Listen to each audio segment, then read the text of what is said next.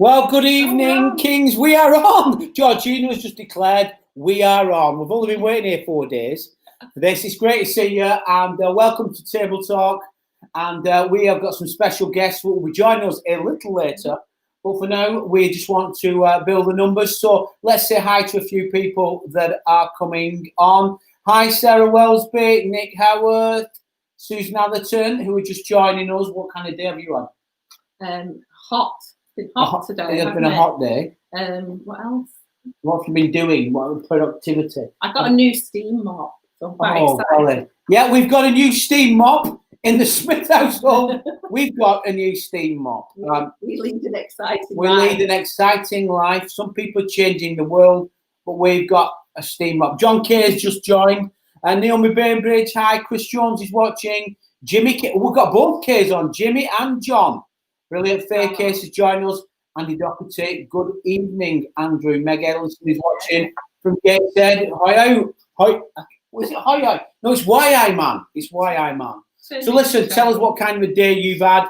Good day, bad day. It really doesn't matter because the good day starts because we are on Table Talk and excited for meeting all you. We just wish we could be there with you. We wish we could be in church gathering midweek. But listen, hey, we can't yet, but coming soon. So we just want to at least be able to see you on screen. I hope you're enjoying Sundays at Kings. We're working hard behind the scenes to do some really great things. We hear good things about people on the Explore course and Financial Freedom who are having good courses this week. Also, make sure you keep connected to your Connect groups. They're really important for just feeling connected to what we are doing. So it's great to see you. Last few shout outs to anybody. Phil says he's been working all day. Phil in Blackpool.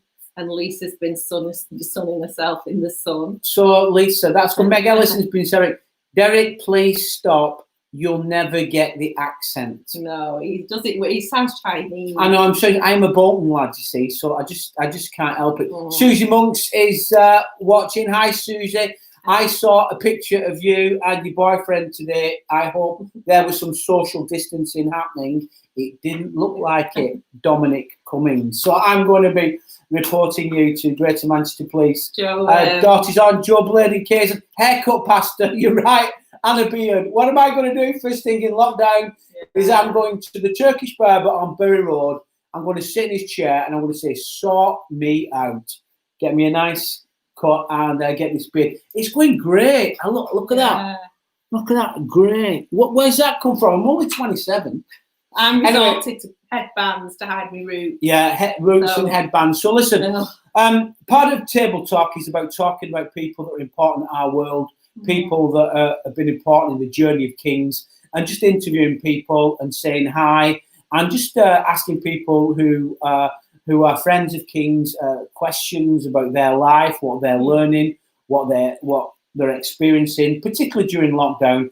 And we've had some great friends on over the last few weeks, people that are quite near to us at Kings, people that have just championed us from a distance, like when we had Charlotte on a few weeks ago. And but today we have a superb couple on, some people that are very, very important in our lives and people that we've known a long time. So ladies and gentlemen, would you please give me a standing ovation for Paul and Zoe Reid. Let's welcome them to Table Talk. Woo! Now, we know you're not on the NHS, but we're going to give you a clap anyway. So it's great. It's absolutely fabulous to see you. And just to find out if you're as bored as we are, because all we've done today is we've got a steam mop. No, you got a... Oh, yeah, I've got a strimmer and you've got a steam mop. So that's what we've done. Have you done anything more exciting today than that? Well, I thought it was hilarious, and we were laughing. I had to mute the microphone because Georgina was going, "Oh, we got a steam mop." I thought it was so funny. We've got a steam mop too. They're really good. They're really good. Not used it yet. I've not had time to use it, but I'm using it tomorrow. We should make this like a combo between Kings and the shopping channel, and just like show our items. We could. I'll get a strimmer, you get your mop, and we could sell one. So that'd be good. You could use your strimmer for your beard. I know. Oh. Yeah, that good idea. That we could all listen. If you're a hairdresser or a barber, I mean, you might be struggling financially now, but when this is over, you're going to be quids in for about 6 months. Oh, The whole world's going to want their hair. Coming down Murray Road in a gold Rolls Royce with a pair of scissors. Yeah. So listen, it's great to see you. Yeah. We've known you a long, long time, but for a lot of people that are watching tonight in Kings and friends of ours that are watching from wider than Kings as well, just tell us what's your first recollection, Paul? Because I think we've known each other the longest. Yeah. Of me, and I'll tell you my first recollection of you. I remember. So when I was in year 6, although we didn't call it year 6 then. What did we call top of primary then? No, not secondary school, primary school. Anyway, when I was at the top of primary school, I was desperate to start going to youth at our church. And when I finally turned 11, there was no youth pastor at the church. And I was like heartbroken. I remember I've been so desperately wanting to go to youth for like a whole year. And then when it came to it, there was no youth, there was no youth pastor. And I remember this sums me up in one dramatic moment. I was crying in the kitchen of the former youth pastor who'd moved to Newtown in Wales.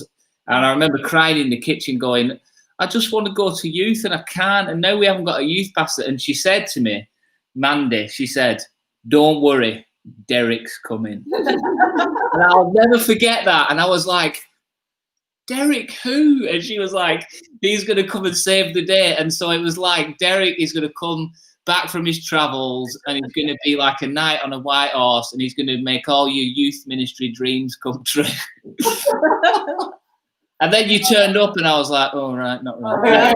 No. It was brilliant because, we had a youth pastor, which I guess you would have been the first salaried youth pastor or church staff youth pastor in the history of that church. And probably lots of churches didn't have, some, even now people don't have youth pastors on staff, do they? But, and just like how awesome it was that we had a youth pastor and, I don't know, it was just awesome. I just remember thinking, this guy is the bomb. I remember it was 1989 and I got the job as youth pastor at Bolton Pentecostal Church. And I was the only member of staff and I was given a key to the church and that was it. I didn't have an office. We didn't have a phone. I just came down to church every day, opened up and thought, right, what do I do now? And but I remember, I think the earliest memory I have is when I started to going to BPC years ago, about a family coming to the church with 3 boys. And I found out they were called the Reids. And it was this massive guy called Rick, and then Janet, and then 3. Well, you were very little boys. I think you were all at primary school. Yeah. And seeing you all come into church and sit there with colouring books and all kinds of stuff that you did in those days. So I remember you as a family from the early days, and then when I became youth pastor, you and your 2 brothers, Richard and Keith, were like the first 3 original hardcore members of Turning Point Youth.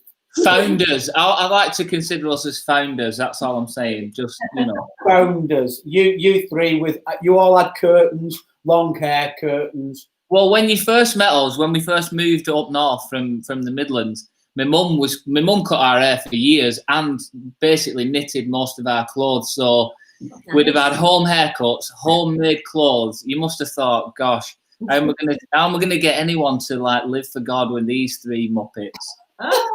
It was like the Waltons. Anyway, Zoe, tell us about your first coming to Bolton Pentecostal Church. What year was that?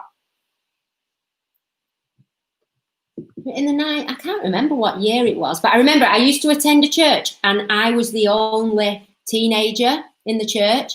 And I remember thinking, I want to be a Christian. And if I stay in this church, I'm not going to be a Christian because there's nobody my age. And I remember the church was quite near where we lived. And I remember I knew that you had a youth on a Friday night. I thought, I'm just going to go on a Friday. So I came. I think a couple of my friends from the church came as well. I was probably about... You'd have been 17. 7, yeah, something like that. And I remember just coming and thinking, wow, there's so many people my age. And then after, and was so it the new build? Was it this it was building? the new building. So it would We have weren't been at Crawford Street. mid 90s then. Yeah, it was the new building. I don't think I came to the old building. But for a few weeks, I'd just come and stood nearby, too scared to come in. And then I finally came in and I just loved it and just thought, that's it. And then so I started coming and I came to church as well. And then my mum came after as well. So, yeah. Did you notice Paul straight away? When did you get to know Paul? Of course you did. I think I saw him straight away. But that's not why I stayed. I stayed because there were just so many people my age. And I really did have this real love for God. I knew if I weren't in a place where there were people my age, I wouldn't stay going to church. Yeah. I would just wanted to be somewhere where there were people my age. By that stage, I would have had a ponytail. So You did have a ponytail. It's hard to resist. All three of you. This is true. I actually remember the first time I met Zoe. I can actually remember that. She was stood outside youth, and I came out one night. I was youth pastor, and I came out one night. And she stood there, and I remember she had like a duffel coat on, and she was like this inside the door with a friend. Paddington Bear. Yeah, are you coming in? She said, in a minute. And then she came in and then got up. But I think by the time Zoe started coming to youth, I was phasing out then, and Sue Stokes was getting ready to take over. Yeah. Can I just say, Paul, I do apologise for every youth meeting that I ever did, because they must have been, I had not a clue what I was doing. I just made it. I showed Mr. Bean videos and preached about Toggy for about 4 years. Do you remember that? Yeah. I am just so amazed you've made it. No, seriously though, because this is like how many years ago is it? We're talking 30 years ago? Yeah, 30 years ago. 30 years ago, when there was no model for youth being a youth pastor, or I only know now, like looking back. But at the time, we just thought it was flipping brilliant. Every week we'd turn up. Some weeks there'd be no chairs out, and there'd be like, milk crates piled high in the middle of the auditorium, and we'd be doing some mad game. Or sometimes we'd turn up and there'd be a note on the door, and you had to go and, I don't know, some kind of mad thing. I mean, it sounds cheesy now, but back then it was brilliant, mate. We loved it. The problem was, this is where our relationship became, let's say, meaningful. Is that both of you were the first people, because there was a big group of us, weren't there? Me and my brothers, but also like a big group, and we'd kind of grown up in the church a bit, and we were kind of like, we thought we were the bomb a bit, really. And then you were the first people to actually say, just because your parents are a Christian doesn't mean you are actually a Christian. And you called us out and really kind of said, you need your own faith in God. You can't, you're not babies. Actually, there's something in this for you, not just, reading comics. I remember you used to read Transformer comics in the service on a Sunday. And you basically just said, and we I think we kicked against that a little bit. And so you probably told us off as many times as you prophesied over us. It was like 1 week it was like a telling off, and 1 week it was like encouragement, because no one had ever cared about us enough. No, that's a bit unfair, but it was just, you were so committed to us and to the youth ministry that you wouldn't just kind of entertain us, if you like. It was like, if we're going to do this, I'm going to say what I think, and you need to become an actual Christian and not just live for God when you're in church and then who gives a rip the rest of the time. And I just remember, it's that sort of coming of age moment, especially for people whose story is growing up in church. Yeah. There comes a moment where you go, is this for me, or is this really about my parents? And you just led us into that next phase of faith. And I think it probably took us a few years to work out all the kinks and, a bit of rebellion here and then coming back and toing and froing and multiple salvation responses every time it's youth camp. But I just, you know, we're always just so grateful that you actually had the courage to, I don't know, just say it as it was. And we wouldn't, I mean, it sounds cheesy, but we just wouldn't be what we're doing without you. Well, We love you. when Paul and Zoe, you both went on a year out on a, was it a year, but you did something called, was it ACE Teams? Or Yeah. yeah. ACE Teams, Active Christian Evangelism Teams. Tell us about that. Did you have a call to go on that? Because you both weren't going out together then. You didn't really know each other so much then. And what was the defining moment that you thought, you know, you wanted to, that call of God on your life? Is there any defining moments before that? I remember I was going to be I was working in a nursery at the time. And I remember, I think, did I go on? Maybe we had the youth camp. We used to have it at Easter, didn't we? And I remember going at Easter and I really felt God speak to me that I needed to do something. And God, because I think I was quite last minute applying, like it was right towards the end of applications, because I really fought it for a while, but I really felt I needed to go. And I applied and got a place, and it was the best thing ever. It was brilliant. It was hard. It was really, really hard. Yeah. But I really felt that it was a real time where God just dealt with loads of stuff in there, just loads of things, and just kind of developed stuff in me. Yeah. Like, I think that's really where I felt a real call into ministry, really, as well. That I want to be doing this full time. I love people, and I want to do this. But that was my kind of thing. What about you, Paul? Same question. Yeah, I gave up the fight. So I just talked about that toing and froing. Like, I want to be a Christian, but then I want to try and be, you know, my version of a rebel. I mean, I wasn't, you know, really, but you know, I was kind of doing that fight and doing that dance, one in, one out, for a few years, and like I said, probably the bane of your life. But it was when I was 16. And so when I tell my testimony, I would say, it depends on your theology, but I would say I became a Christian when I was 16, even though I grew up in the church. And previous to that, I probably, you know, prayed the prayer. But like when I was 16, I remember, or maybe 15, when I was in year 11, you know, I had a non-Christian girlfriend at the time, and I was just sort of doing that dance. I perfected the Christian at the weekend dance, and then not a Christian during the week type thing. And I remember just one youth camp. It was just one of them amazing encounters that, you know, I suppose I just took it for granted that there was even an environment, that you guys had created that environment. You see, you just know now, don't you, looking back, what it really was and what it took for you guys to do it. But at the time, I didn't realize. But just had an amazing God encounter at youth camp, and just was like, right, I'm talking as a 15-year-old, but when you're 15, you feel like you're growing up, don't you?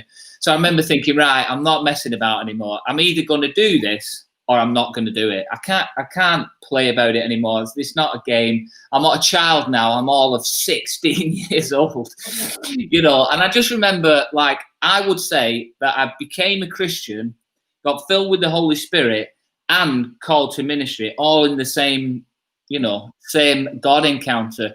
You preached, you know, as you did week in and week out, fantastic.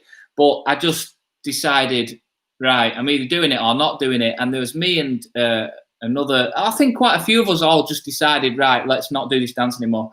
So, you know, I don't think I didn't know it was a call to ministry. I just knew that I'd been in church all my life and just taken from it. Like, I'd taken the social club side of church. I'd taken from, you know, all the trips and experiences, and I'd taken loads. And I just thought, the only way I was just so overwhelmed with the love of God and just the fact that, okay, this is real, that I just thought, I need to give back to it. Now I know that is a call to ministry, but at the time I just thought, I want to help, I want to be a leader. I don't just want to turn up and be a pain in the bum. I want to do something. And so coming back to school after the summer break as a sixth former, I was like a different person. And really all through sixth form, that was when I was really, you know, I know what I'm about. I know what I'm going to do with my life, you know, and all that. And so I knew at 16, even though you couldn't do this year out that you just mentioned, George, I couldn't do that until I was 18. But I knew at 16 that I was going to do it. And I think probably because you did it, Des, and it was just like, well, that's what I should do. I need to do, you know, it was God, but it was like, you know, sometimes God has skin on and a beard. Well, he's got a beard now, but he didn't have a beard then. And so I just thought I need to do that. And so I just knew then that that's what I needed to do. And it was supposed to be a year out. It was supposed to be a break before I went off to uni and did drama or acting or something, you know, Paul Reidish, performing artsy. Do you know what I mean? But it sort of turned into the rest of my life, really. Wow. That's brilliant. You know, I was thinking the other day, I was talking to a friend of mine who was from BPC called Jeff Lee, who was the best man at my wedding. And he's the minister of a church in Plymouth.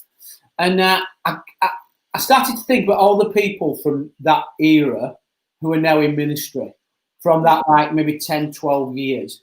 And I wrote down 22 people who are now in full-time paid ministry from that era of church life. And I'm thinking, why was that? I mean, if I knew what happened then, I'd do it again now.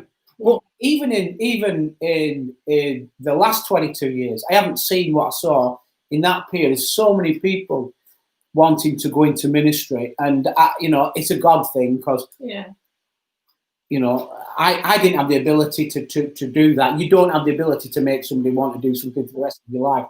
But as I look back, I'm thinking, blimey, those were really, really important days. And the amount of people I know in the Christian world that know Bolton, because the amount of people that have come out of Bolton. I mean, you know, the church that you're from, Audacious, we'll come to in a few minutes. But there's so many people who were formative years were in Bolton before Glenn nicked them. So it's brilliant, isn't it, that so many people, you know, and I don't know what happened, but I'm grateful it happened. And we always talk about our time as youth pastors, because we just followed in your footsteps in so many ways for so many years. After doing ACE teams, we ended up then being the youth pastors and did, you know, we did our 10 years as youth pastors. And we always look back on that time, and I suppose it would be true of the 10 years before when you were youth pastors. We just say, you know, we don't like look back and say, oh, I wish I could go back, because, you know, we believe in the future and our best days are ahead and all that. But at the same time, we do go, you know what, that was a really special time. It was a golden era without being too dramatic.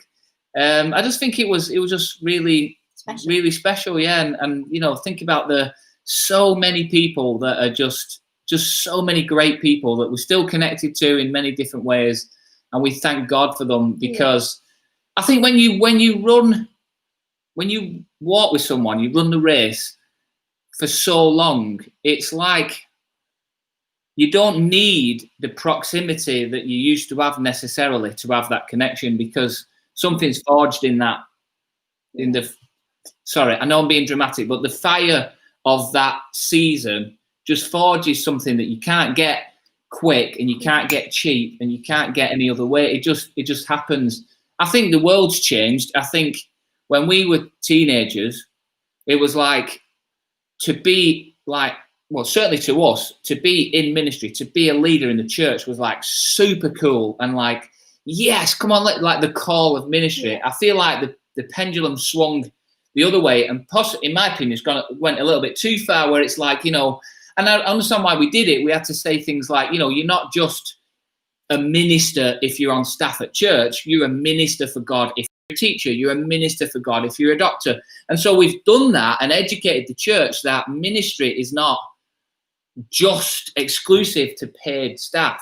But I think we've perhaps gone a bit too far now, where the call of God is a bit taboo, and it's a bit like, well, I don't want to, you know, we tried to kick against pop culture and celebrity preachers and all that, and we've tried, and it's almost like you're not allowed to say it anymore. Like, you can't say you feel called, because that's a bit big-headed, and, you know, you can serve God in other ways.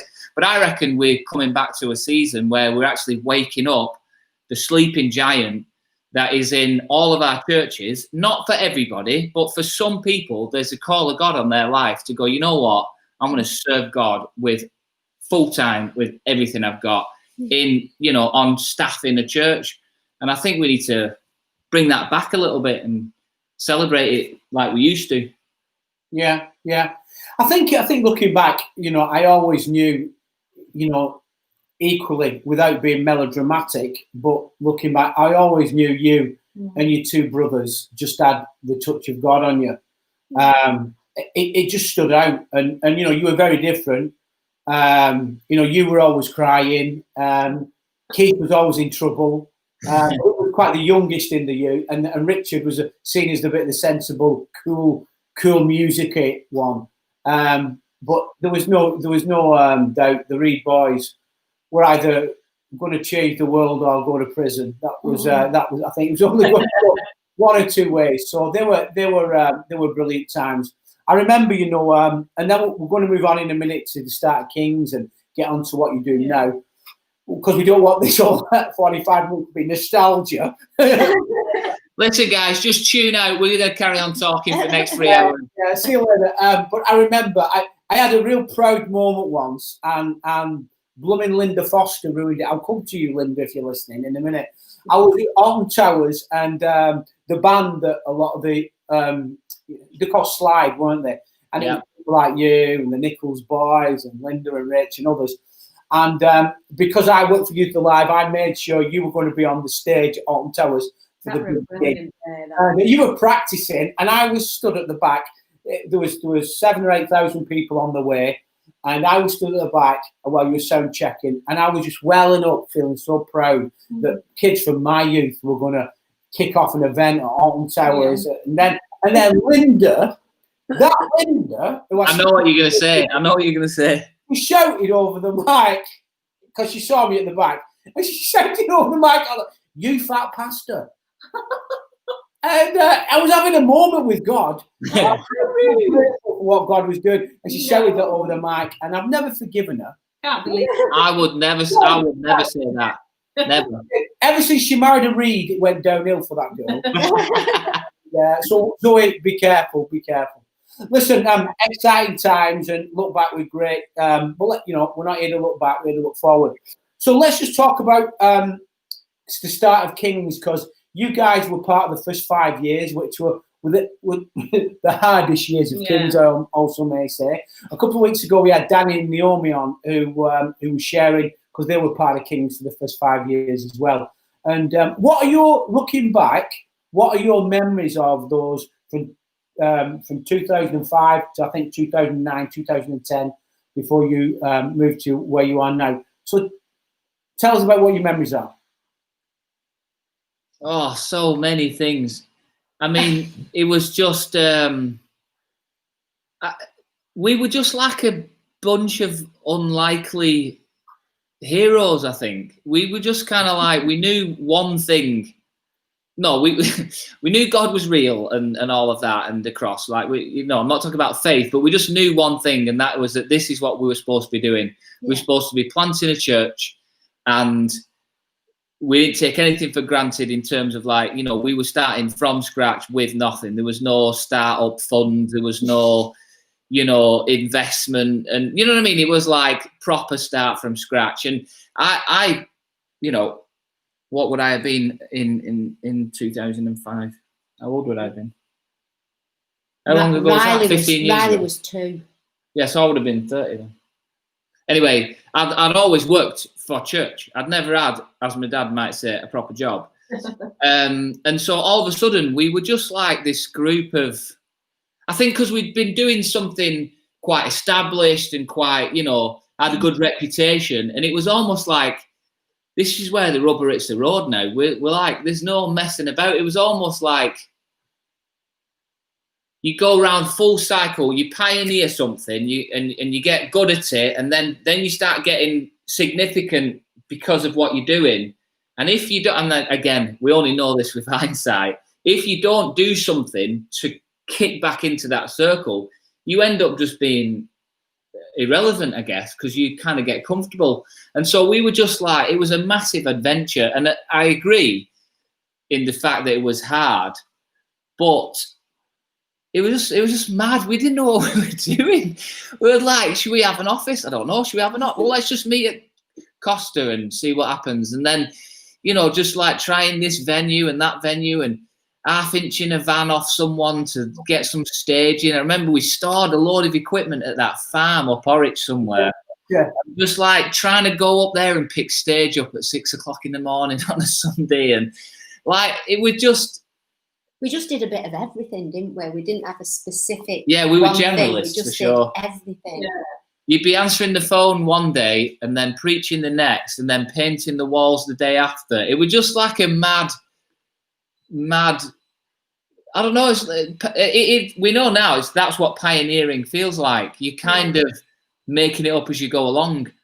And I always say now that making it up as you go along and being led by the Holy Spirit are actually, they feel the same. Because it's really, with hindsight, you look back and go, oh no, we weren't making it up. The Holy Spirit was leading us. But in the moment, you just feel like, don't know, what do you think? It seemed good to us and the Holy Spirit, so we did it. Yeah. So I just think it was mad, weren't it? It was brilliant, hard, easy, like all of the emotions in 5 years. It was intense, weren't it? Because of that. Yeah. We had a toddler. And then we had another baby as well. So I think a real thing that when I think about it that stands out in my mind was you, Georgina, and just the help and advice that you gave to me having a 3-year-old and then having a baby as well. And I remember you'd say to me, when you're feeding the baby, always have a book to sit with your other one and read. And I remember getting Riley and just sit for 5 minutes. But just I tell people the same things that you taught me, and that is the thing that really sticks in my mind just all through that journey as my kids, just the advice that you would give me on parenting, as well as watching you lead the church as well. Right. It meant the world. It still does mean the world to me, because it just really helped me through. Because it was a real challenging season, that having 2 really small children as well. And it kind of carried me through that season, because he was always out busy and I had these 2 little kids. And you just the support and the help and the love that you gave me. Oh, just meant the world. And that is the standout thing in my mind when I think of that part, that season in our life. It's mad. It's mad. It's absolutely mad looking back, because you think we had leaders meetings at 6:30 on a Friday morning at Adam's house, and everybody was doing church with kids. Nobody had any money. Yeah, we were all in jobs. I was working at Harper Green. You were at the lads' club. Everybody was doing different jobs and everything. It was mad. And I remember, my memory from those early days was just sometimes sitting down to pray and saying to God, if the people knew how much I am making this up as I go on, follow me anywhere again. And, I learned the secret of in the pulpit, going at it like you're the most confident man in the world. And in private with God, saying, God, I help. Give us wisdom. But we those were great days, and you helped put the first.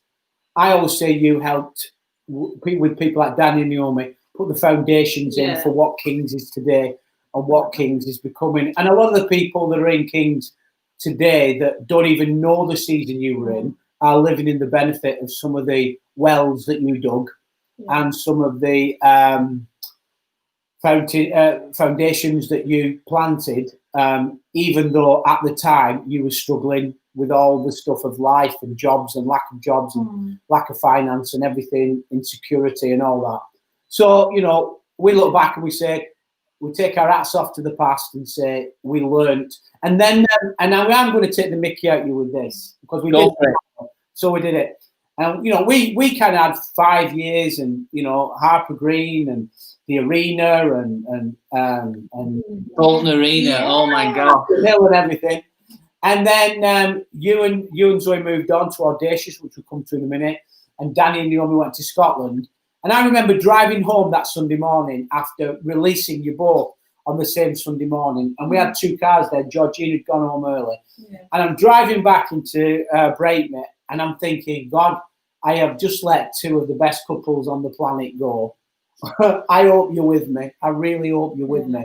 And the incredible thing is, the church just moved really quickly. And so when you left, it all kicked off. And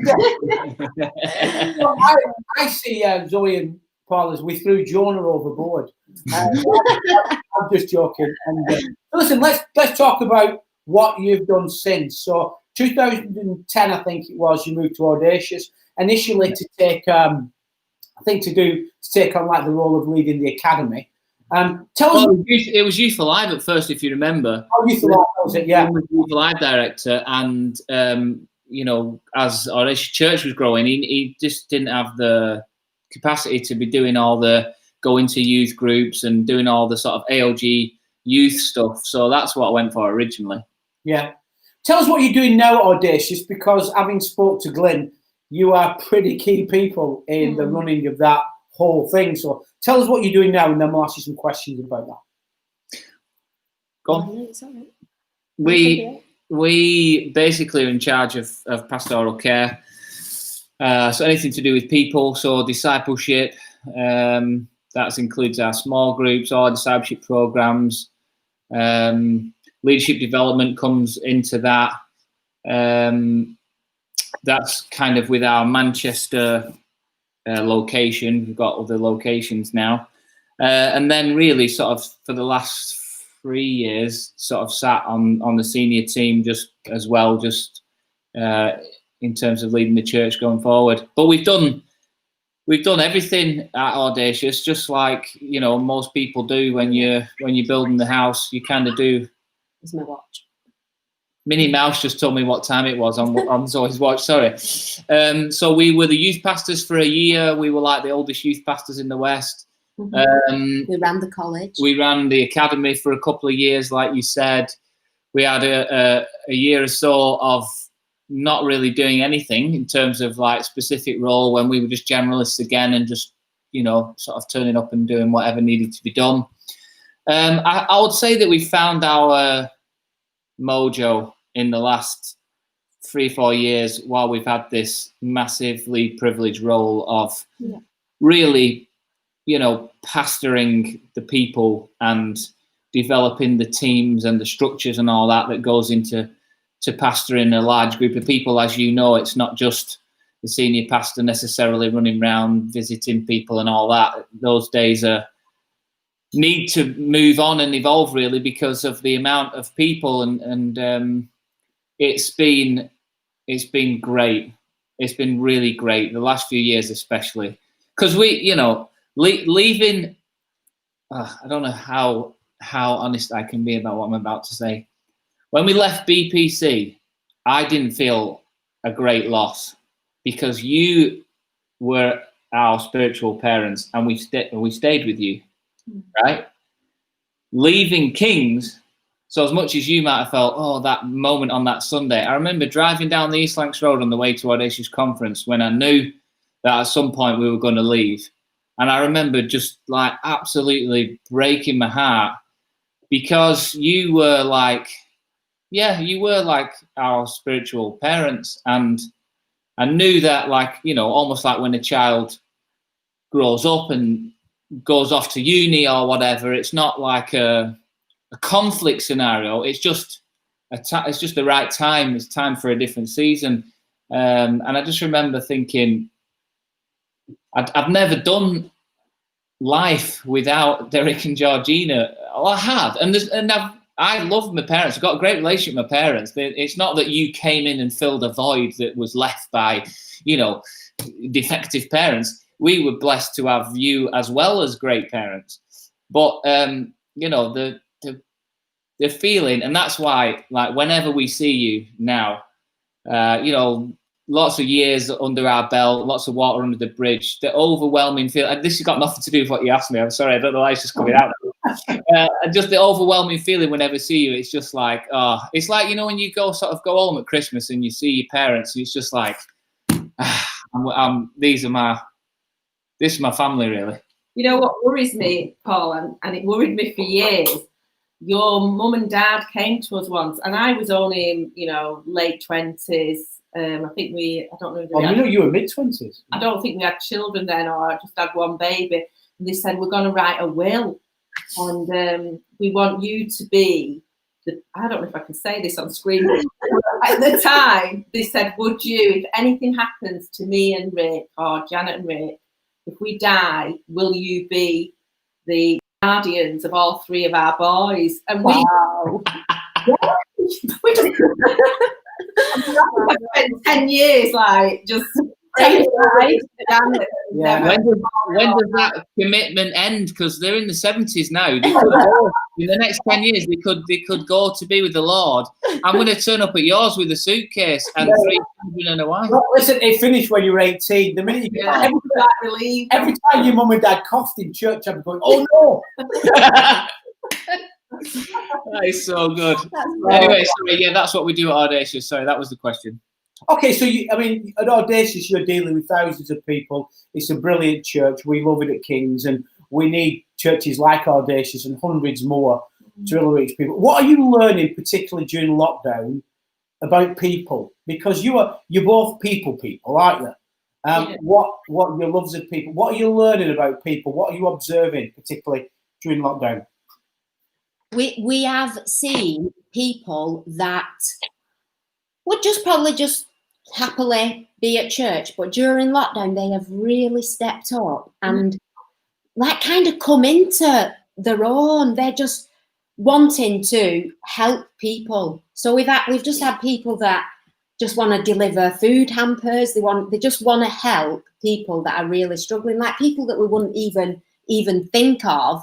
They were just seeing these beautiful like diamonds that just love people. We have seen the best in people, haven't we? Yeah, definitely. It's definitely brought the best. And I think what that shows is that what we're taking out of it is that actually we need to trust people a bit more, because we've had to, because of the lockdown. You kind of have to sort of go, like maybe we wouldn't normally ask these people to do something this important or whatever, but because of the lockdown, we've just gone, we're just going to have to. And of course, 9 times out of 10, they've just like blown us away with how fantastic they've been. So the lesson is just about how much gold there is in the people in church. People, talk about Moses, what's in your hand and things like that. And that, I remember you saying this distinctly, George, that, the answer to prayer is already in the house. The future of the church is in the house, and we don't necessarily need someone from a different country, or that verse in Deuteronomy that says the word of the Lord is close, it's in your mouth. You don't need someone from across the ocean to go and get it. You don't need someone to go up to heaven to get it. It's like in your house. And so we've just been thinking, you know what, God's going to send us more people, as he has done in the whole time we've been at Audacious, and the same with King's. But the people we've got are absolute gold, and they're treasures. And actually our responsibility is to figure out, or continue figuring out, exactly how to get that treasure out, even if they are rough diamonds, or, even if they make mistakes, because, at our church, they don't necessarily know the Paul and Zoe that you knew when we were pain in the backside. So I'm constantly remembering, why are we the way we are as leaders? Well, it's because for 25 years, people went, all right, we forgive you, try again. Or, we were laughing before we came on the call, weren't we, about the number of times, Derek, you've saved my skin by going, let's just give him one more chance. When I nearly got fired, or, I did something stupid, or I made some mistake. So we're taking that with us, and especially out of lockdown, going, you know what, we need to release these people, empower them, let them make the mistakes, but learn through it like we did. Brilliant. Right.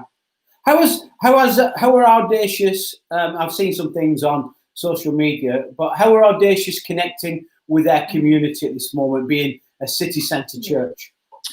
Well, there is an immediate community around the building. There's a lot of those apartment buildings, and then just down towards Albert Park, there's quite a lot of residential areas. So even though on one side it's like we're on the edge of the city centre, so you would think there's not many people there, there's actually quite a big community around the building as more important, and people are continuing to move into that area.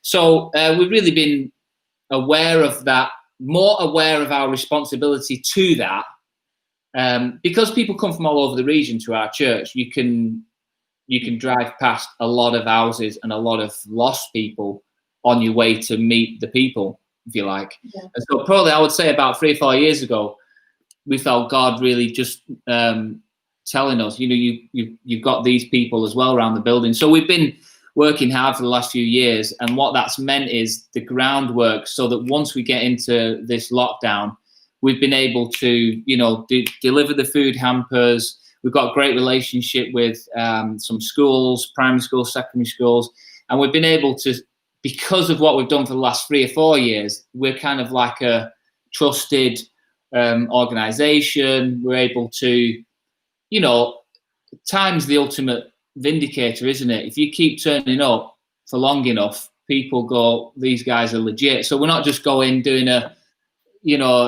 parachute in, do something exciting for social media and then leave, for the last, 12 years, but like specifically the last few years, we've been doing that a lot. So we've done meals for kids during school holidays in the past, knowing that, people miss their school dinners when school isn't on and stuff like that. So it's meant that we've been doing food hampers. We call it the 3 Fs: food, friendship and finance. That's our vehicle that we've both advertised outside of the church, the community, and also inside the church, saying, hey, if you need help in food, all these different ways of letting us know. And we've been getting food out, gift cards to people for supermarkets, doing shops and all that. We bought fridges for people, mattress for people, all sorts of different things inside the church. Friendship is just people, we've just been connecting them into life groups. Our small group attendance has gone through the roof during lockdown. That is our main way of caring for people within the church, within life groups. And we had a massive number of people that weren't in life groups. So right at the beginning of lockdown, we split the church up that weren't in life groups, and we got a group of people each to phone all these people. So we contacted everyone that wasn't in life groups in the first couple of weeks. And then from that, we had the most people register for life groups, because they kind of realised they needed this connection. And they couldn't get it from church, just online. They needed it. So we had like a massive load of people join life groups. So that is our main way of, even with finding out who needs hampers, comes through life groups, really.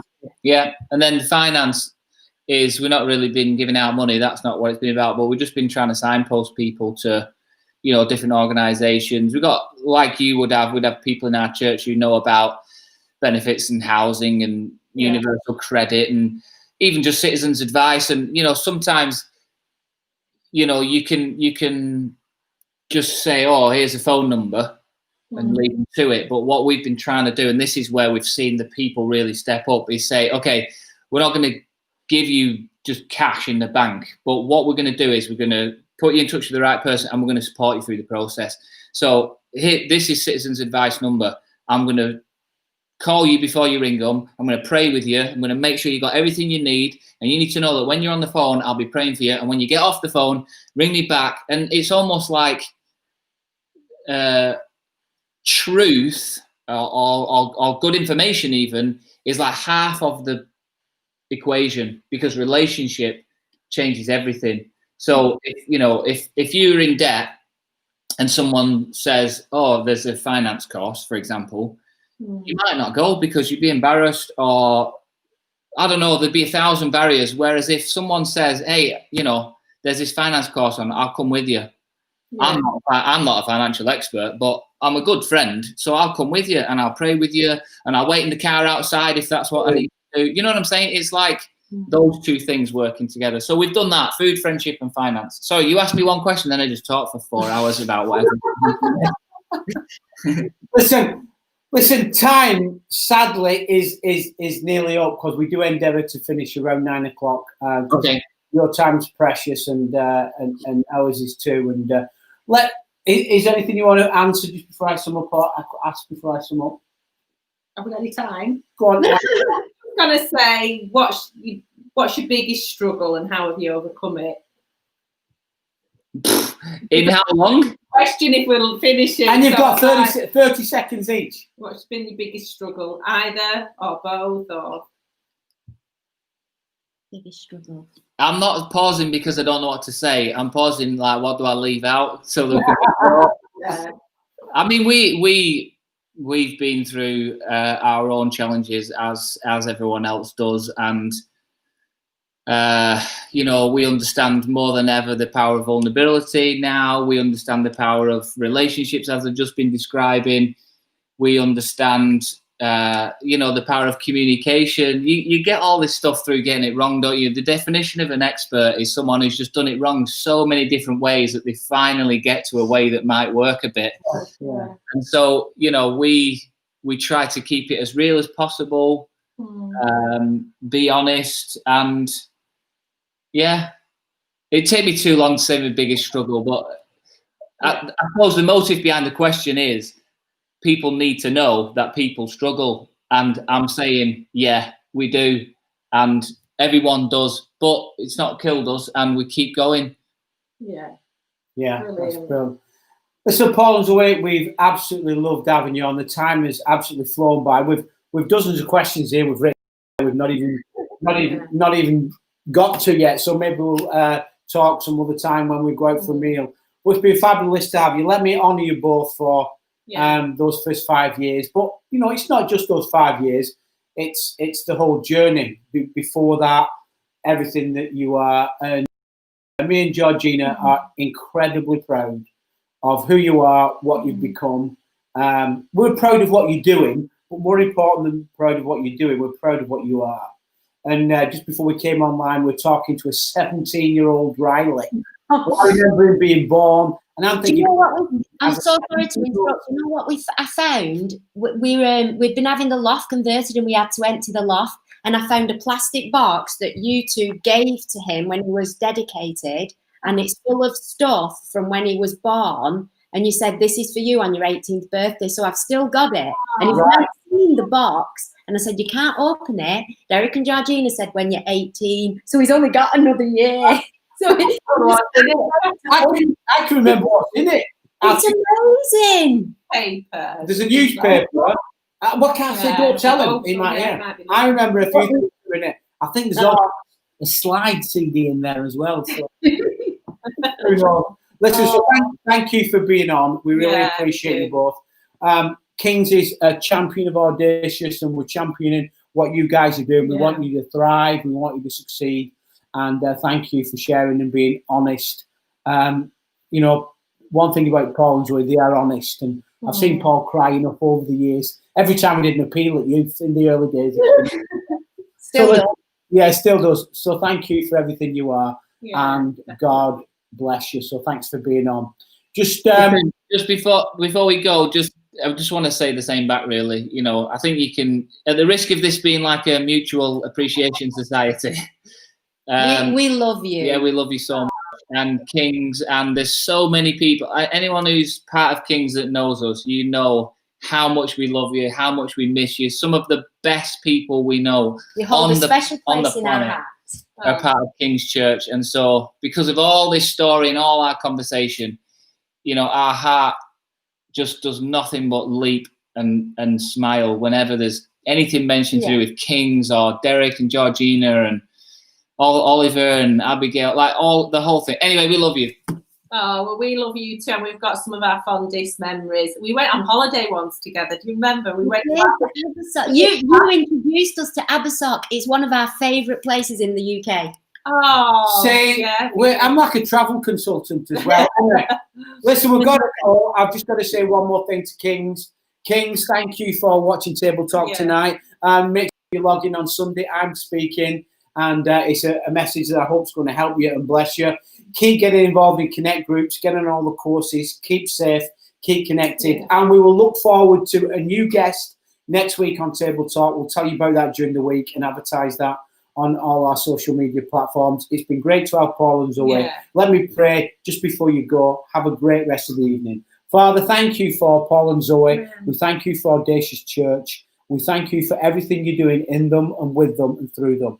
We pray the blessing of God upon Paul and Zoe and Riley and Parker and Willow, that you will just keep that family in perfect peace because their heart and mind are on you. And we just thank you for what they've talked about tonight. May it go to the people in Kings and the people that are watching and be an encouragement to live for you in Jesus' name. Amen. Amen. Amen. God bless you, Kings. Thank you, Paul and Zoe. Bye. We'll see you all again really soon. Stay safe.